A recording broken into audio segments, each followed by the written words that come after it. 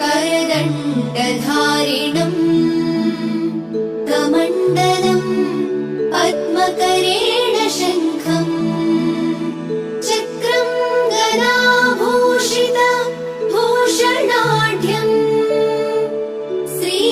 श्रीपादराजम् शरणं प्रपद्ये श्रीपादराजम् शरणं प्रपद्ये